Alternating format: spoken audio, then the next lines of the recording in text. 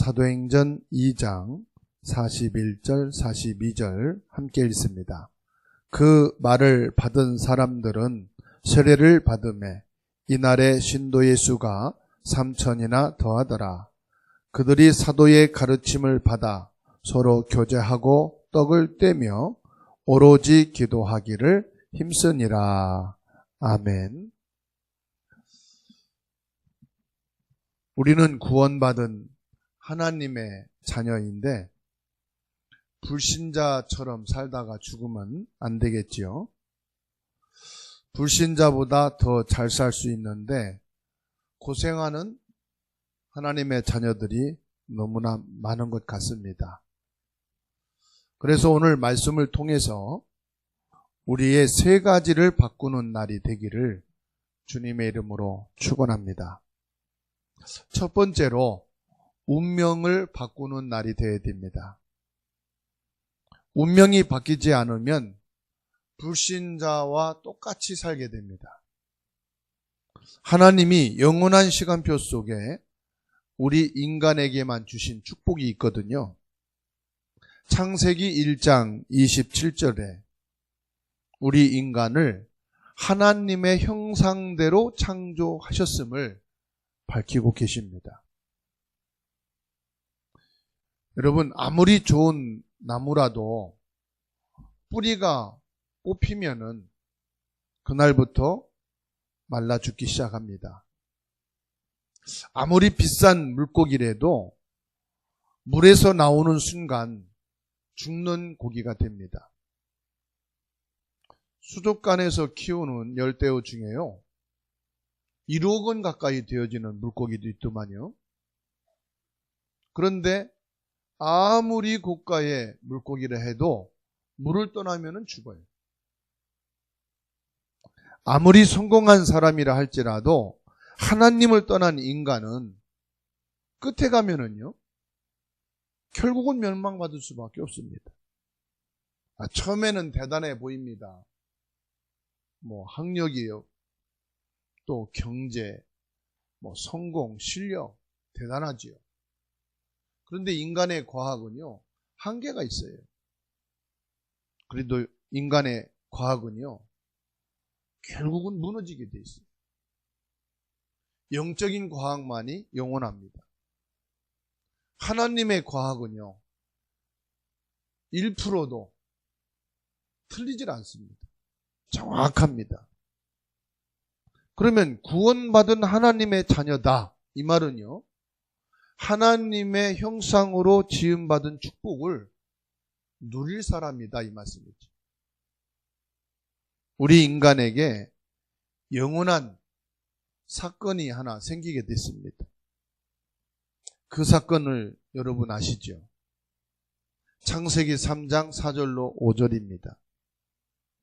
사단이 우리 인간을 멸망시킬 목적으로 하나님을 모르게 만든 겁니다. 그걸 가리켜서 하나님을 떠나게 됐다 말씀하죠. 우리 인간이 하나님을 모르는 그 순간 사단이 인간을 장악하게 됐어요. 그래서 예수님이 직접 말씀했지요. 요한복음 8장 44절, 너희 아비 마귀라 했습니다. 마귀는 어떤 존재냐? 속이는 자다 그랬어요. 결론은 뭐냐? 인간을 멸망시키는 것이다. 그 어떤 사람도요, 이 마귀의 속임에 넘어가지 않은 자가 없어요. 다 속아서 멸망의 길을 가고 있어요. 그래서 하나님께서는 그리스도를 보내시겠다고 약속을 하신 겁니다. 창세기 3장 15절에 그 그리스도가 어떻게 오시느냐? 여자의 후손을 통해서 오시는데 사단의 머리를 깨트릴 그리스도라고 말씀하십니다. 그리고 마가복음 10장 45절에서 우리의 원죄와 자범죄를 그리스도께서 십자가를 통해서 다 해결하시는 것을 말씀하셨습니다. 지옥으로 갈 수밖에 없는 우리 인생을 구원하는 길을 열어주시겠다고 약속을 하셨습니다. 그 언약의 말씀, 이 복음인 그리스도를 믿는 그 순간 운명이 바꾸는 날인 줄로 믿으시기 바랍니다. 우리는 축복받은 사람입니다. 어떤 축복을 받았습니까? 하나님을 떠났던 우리들이 하나님을 만나게 되는 축복을 받았어요. 사단에게 속아서 완전히 멸망의 길을 갈 수밖에 없는 우리들이 그 사단의 거짓에서 완전히 해방되어지는 축복을 받았어요.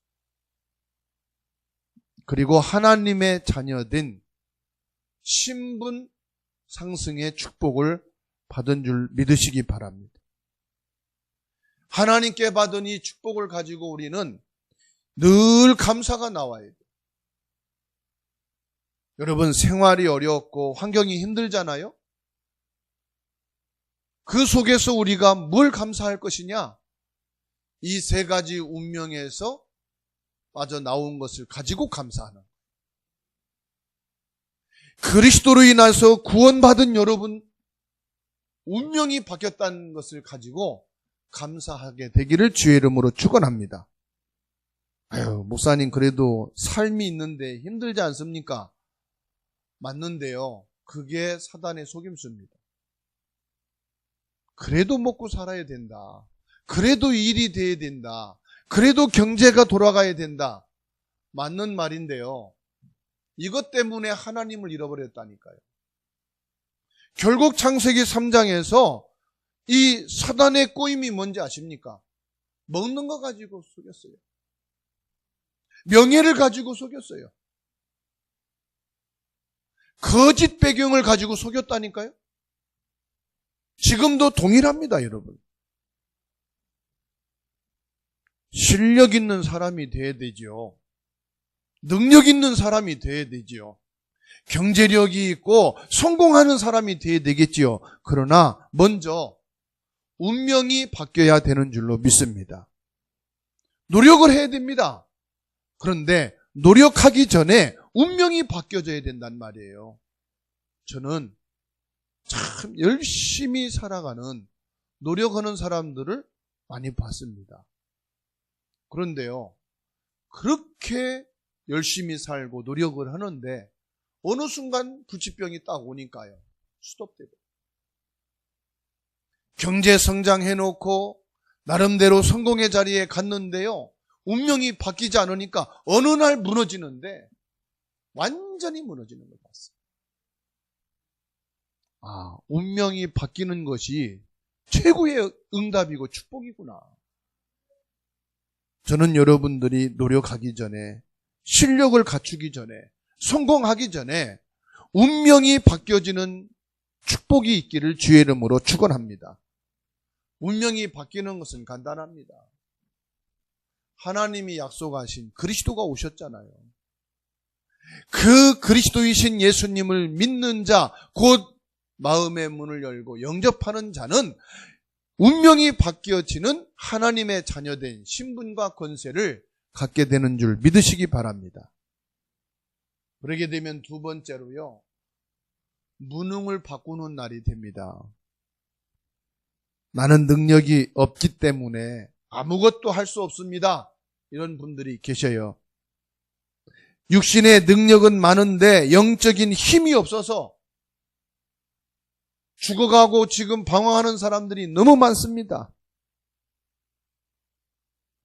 그러면 지금 내 나이가 50이고 60이고 70인데 무능을 어떻게 바꾸란 말입니까? 다시 대학 공부를 해야 됩니까? 다시 실력을 쌓기 위해서 기술을 익혀야 됩니까? 예수님이 말씀하셨어요. 사도행전 1장 8절에 오직 성령이 너희에게 임하시면 너희가 권능을 받는다. 보좌에서 하나님이 주시는 능력을 받을 때 여러분 인생의 모든 무능이 바뀌는 줄로 믿으시기 바랍니다. 솔직히 여러분들이 지식이 없어서, 경력이 없어서, 실력이 없어서, 노력이 없어서 안 된 거 아니잖아요. 이상한 만남 때문에 뭔가 되려면은 환경이 안 좋아서 일이 꼬여가지고 안 된 것 뿐이잖아요. 그것을 바꿀 수 있는 것이 뭐냐? 보호자의 축복을 받아야 된다 이 말이에요. 하나님이 보호자에서 주시는 힘을 가져야만이 여러분들이 땅끝까지 이르러 내 증인 되리라. 무능에서 벗어나는 날이 되는 줄로 믿으시기 바랍니다. 그래서 오늘 본문의 말씀을 보세요. 사도의 가르침을 받아 그랬습니다. 어떤 분은 그럽니다. 목사님이 설교를 못해서, 이번 주는 말씀에 은혜를 못 받아서. 목사님의 설교를 따라가는 게 아니에요. 하나님의 말씀을 따라가는 것입니다. 그래서 사도행전 2장 42절 오늘 말씀 보시면 사도의 가르침을 따라. 짧은 단어이지만 여기에 중요한 말씀이 있습니다. 말씀의 흐름을 따라갔다 이 말이에요. 말씀의 흐름을 따라. 여러분들이 왜 매주 나와서 말씀을 듣고 예배를 드립니까? 말씀의 흐름을 따라가기 위해서입니다.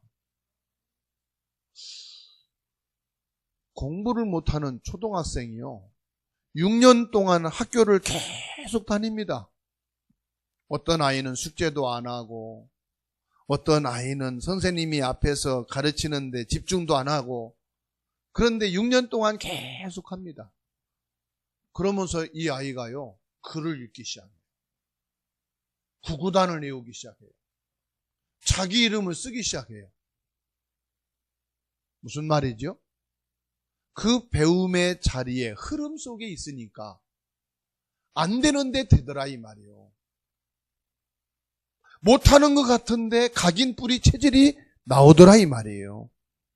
우리가 말씀이 안 믿어지고 말씀을 따라가지 않는 것 같은데 계속 말씀의 흐름을 타게 되면은 나도 모르게 말씀 속에 있고 그 말씀이 나에게 각인 뿌리 체질이 되더라 이 말입니다.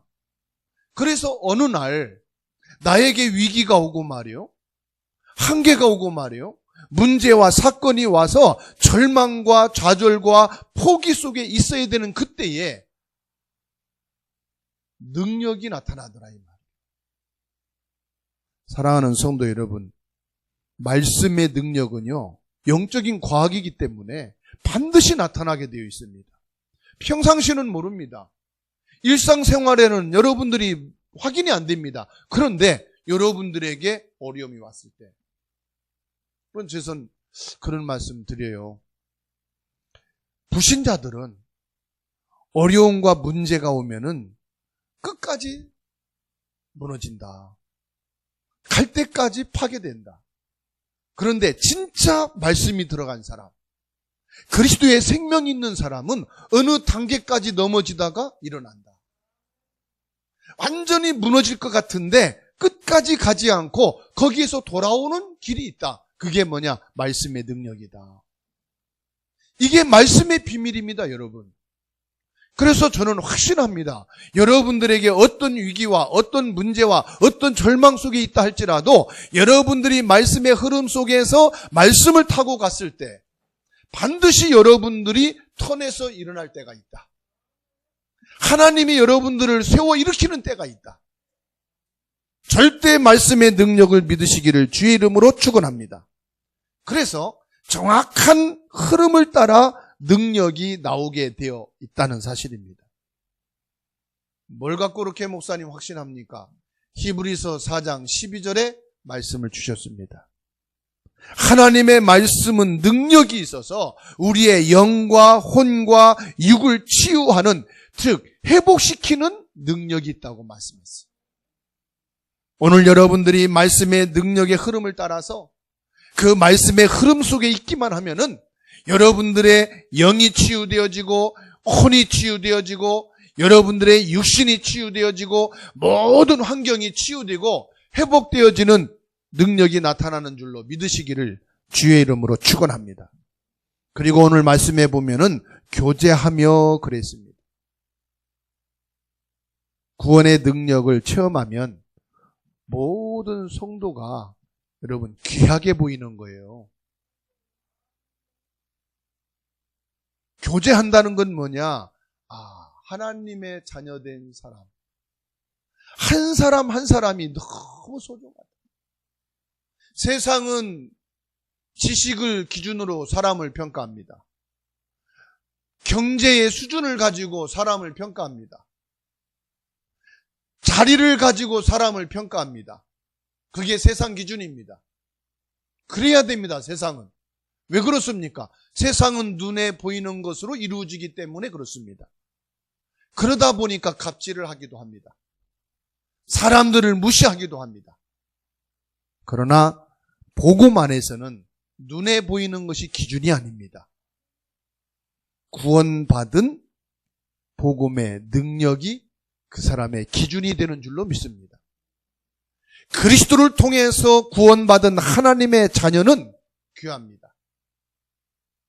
가진 것 없고 배운 것 없고 낮은 자리에 있다 할지라도 그리스도로 구원받은 하나님의 자녀는 소중합니다.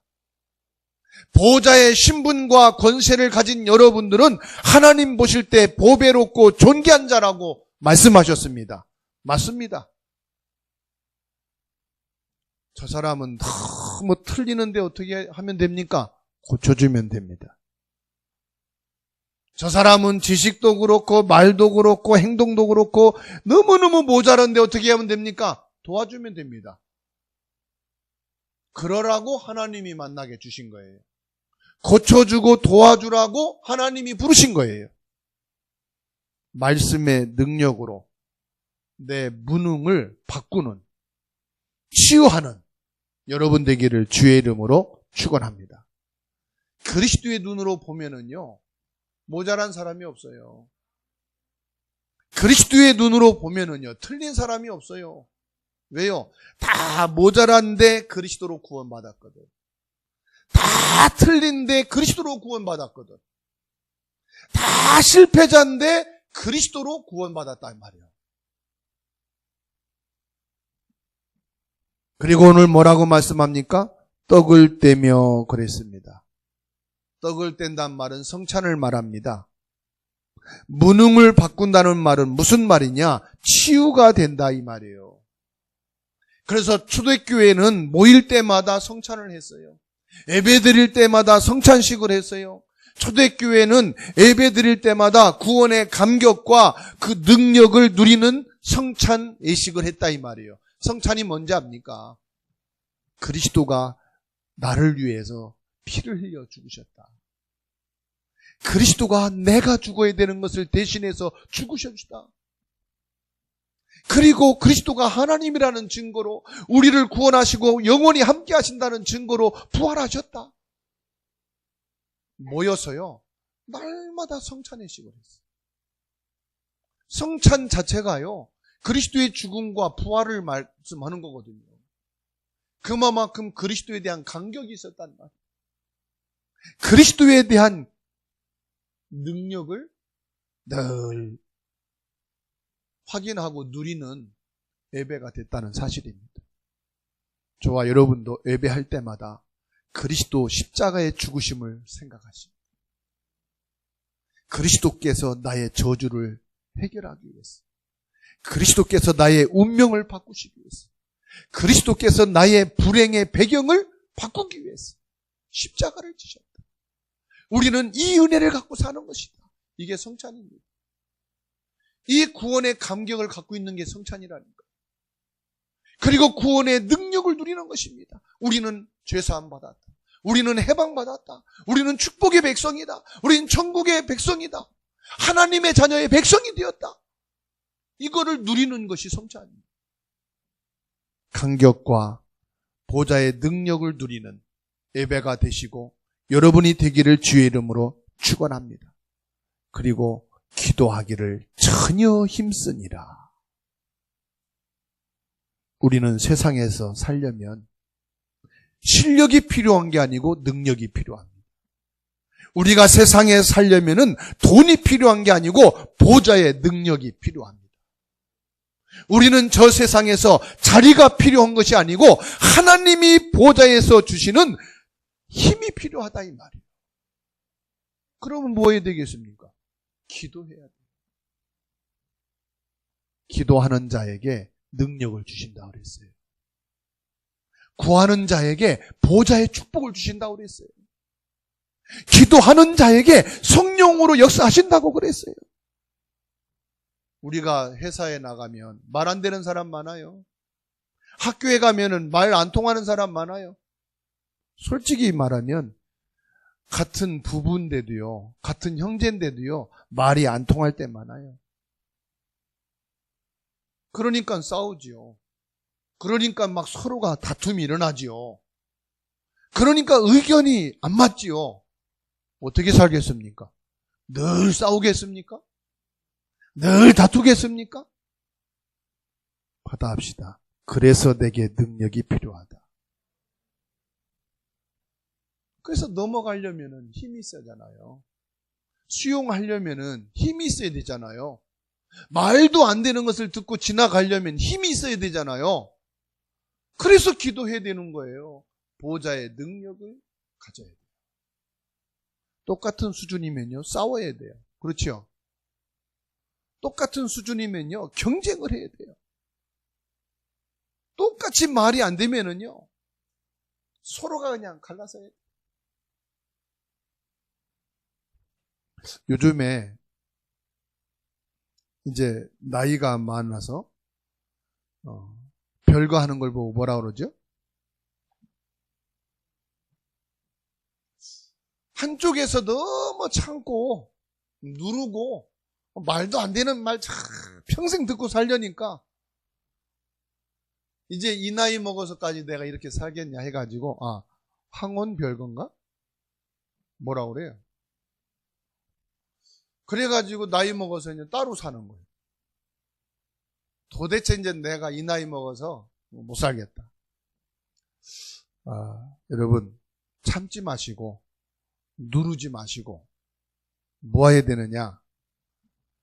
하나님이 위에서 주시는 능력을 받게 되기를 주의 이름으로 축원합니다. 영적 서밋이 안 되면 사단의 심부름합니다. 보좌의 능력을 갖고 여러분들이 모두를 치료하고 회복하고 살리는 영적 서밋이 되기를 주의 이름으로 축원합니다. 세 번째로 미래를 바꾸는 날입니다. 어떻게 미래를 바꿉니까? 마태복음 6장 33절에 말씀했습니다. 기도하는 사람은 내일 걱정할 필요가 있다 없다? 없다고 말씀합니다. 너희는 먼저 그의 나라와 의를 구하라. 그리하면 이 모든 것을 더하여 주시겠다.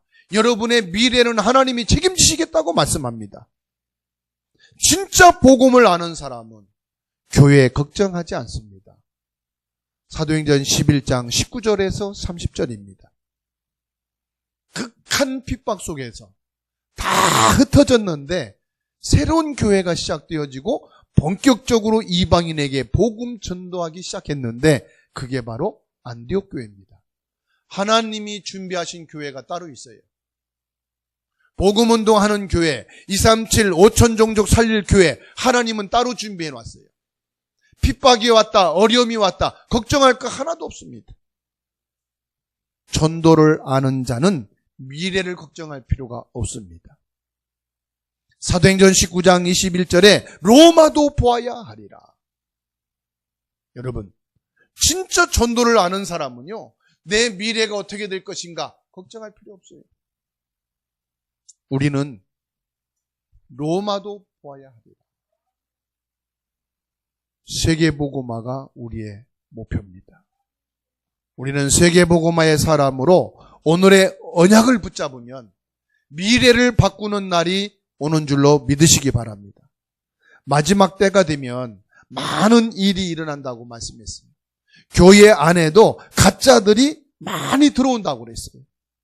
마태복음 24장 14절에 그러나 말세에 많은 일들이 일어나고 교회 안에 가짜들이 일어난다 할지라도 그러나 모든 민족에게 복음이 증거된 이후에 끝이 오리라. 그런 거 문제될 것이 없다 이 말이에요. 복음이 아니면은 거기에 흔들려요. 오직 전도, 선교, 이 언약, 세계복음하고 없으면 거기에 속아요. 예수님은 말씀했어요. 말세 오기 전에 오직 성령이 너희에게 임하시면 너희가 권능을 받고 예루살렘과 유대와 사마리아와 땅 끝까지 이르러 내 증인 되리라 말씀했습니다. 그러니까요. 마태복음 24장 4절로 5절 말씀 보세요. 적그리스도가 일어나서 전도자를 괴롭힌다고 그랬어요. 그리고 교회를 핍박할 것이라고 그랬어요. 마태복음 24장 6절에서 8절 말씀 보시면 난리 중에 난리가 일어날 것이고 전쟁이 일어날 것이고 지진과 기근과 온갖 질병이 퍼질 것이라고 그랬어요. 그러면서 24장 11절로 12절 보십시오. 교회 안에 가짜들이 들어와서 교회를 어지럽게 할 것이다 그랬어요.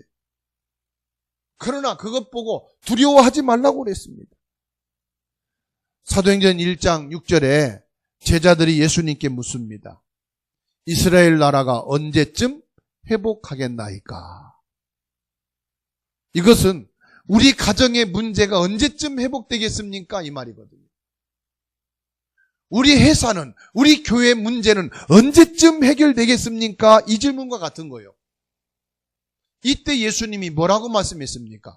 사도행전 1장 8절에 그것은 너희가 알 바 아니고 하늘에 계신 아버지께서 알고 계시느니라. 너희는 오직 성령이 너희에게 임하면. 뭘 위해 기도하란 말이에요? 성령 충만을 위해서 기도해라.